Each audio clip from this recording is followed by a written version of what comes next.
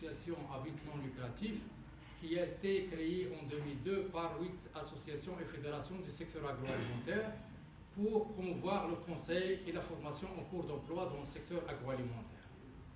Donc, nos missions consistent à sensibiliser, informer, assister et financer la réalisation des études.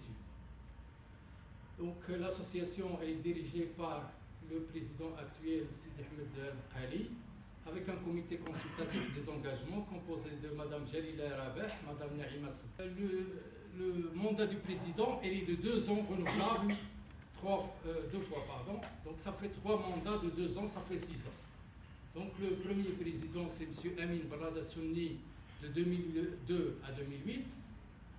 De 2008 à 2014, c'est M. Khalid Ben Halima, et le président actuel, la FICOPAN, la B2C, l'ANPIS, la PS, la FAMAR, la DEO et la MIPAC, c'est les associations fondatrices. Puis ils nous ont rejoint la Fédération d'Aminoterie, les aliments composés, enfin, toutes les associations de la FISA, plus l'association AMIA, qui est une association marocaine pour l'irrigation en aspersion et goutte à goutte. Et la dernière à nous rejoindre, c'est l'association marocaine des multiplicateurs de semences. Donc voilà, donc, chaque année on a de nouveaux membres. Ces dernières années, c'est une trentaine de nouveaux membres chaque année. Et donc en 2014, il y avait 321 qui ont adhéré au GIAC. Et à date d'aujourd'hui, il y a 344, ça veut dire qu'on a 23 nouveaux entreprises qui ont adhéré depuis le début de l'année. Donc nous finançons les études de diagnostic stratégique et d'ingénierie de formation pour les entreprises. Donc comme j'ai exposé tout à l'heure, 70% pour le diagnostic stratégique et jusqu'à 80% pour l'ingénierie de formation. Plafonné à 100 000 dirhams hors taxe par étude. Et pour les associations, on finance les études de diagnostic stratégique sectoriel et d'ingénierie de formation sectorielle à 100% TTC, avec un plafond de 1 million de dirhams par étude. Donc les demandes de financement sont en croissance depuis quelques années. Donc en 2014, on avait 87 demandes de financement. Cette année, à date d'aujourd'hui, on a déjà 63. Donc ça veut dire qu'on va continuer sur cette lancée. Nous accordons beaucoup d'importance à la sensibilisation. De la période 2010-2014, nous avons organisé 18 séminaires.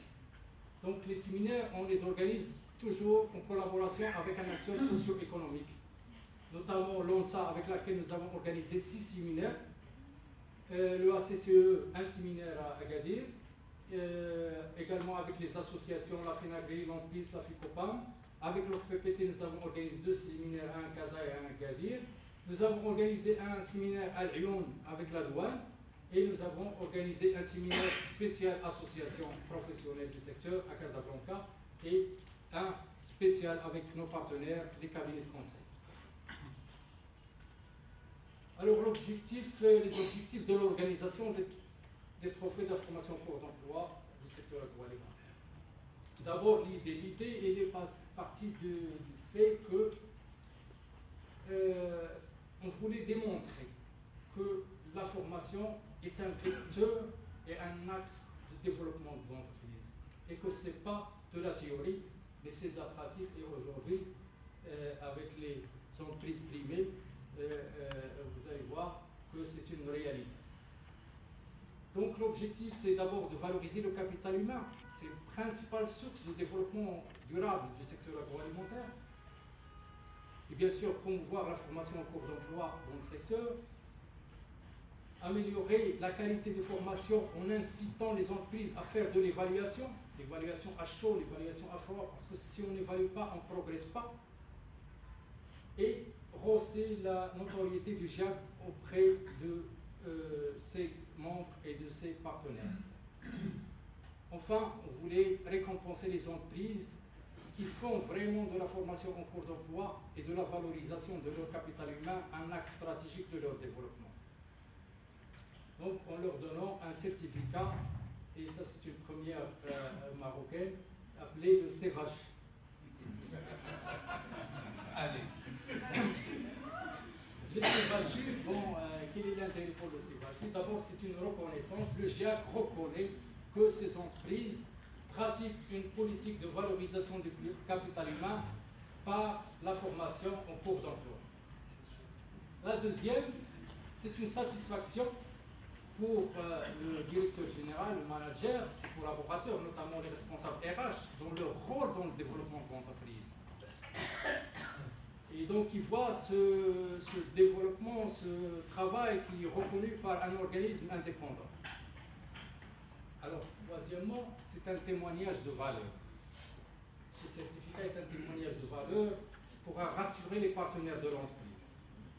Pour l'ONSA et l'OACCE, il va les assurer que l'entreprise qui forme ses personnels et ces produits sont sains. Parce que, et ça, on insiste beaucoup, même lors des séminaires que nous avons organisés avec l'ONSA, une entreprise qui ne forme pas, on doit se poser la question sur la salubrité des produits qu'il met à la disposition du consommateur.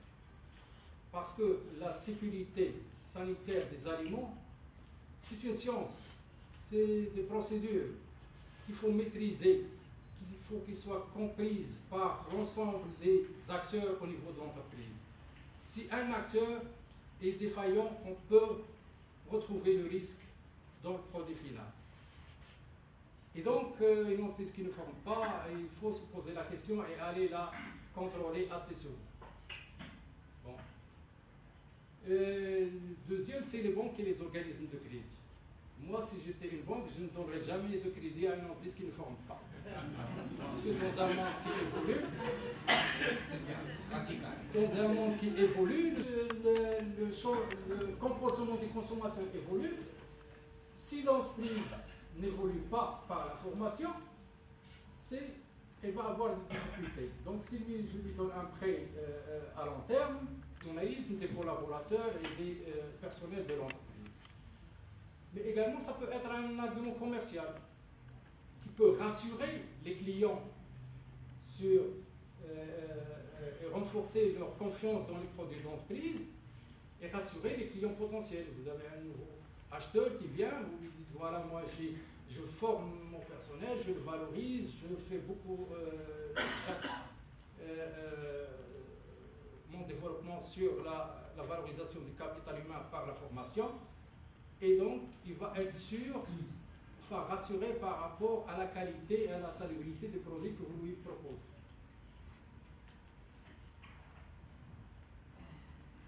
Alors, les critères d'éligibilité au trophée, donc pour être éligible au trophée, il fallait que l'entreprise ait déposé au moins 4 ingénieries de formation sur la période 2007-2013. Donc, ils sont au nombre de 63. Donc 63 qui étaient éligibles au trophée de la formation en cours d'emploi.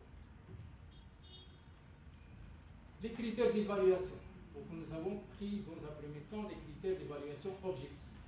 D'abord, le nombre d'ingénieurs de formation déposés auprès du GIEC. Donc on a pris la période 2007-2013, donc celle qui a déposé 7 fois est avantagée par rapport à celle qui a déposé 5 ou qui est avantagée par rapport à celle qui a déposé 4 fois. Le pourcentage de personnel formé. Donc, si on forme 10%. Oui, carrément.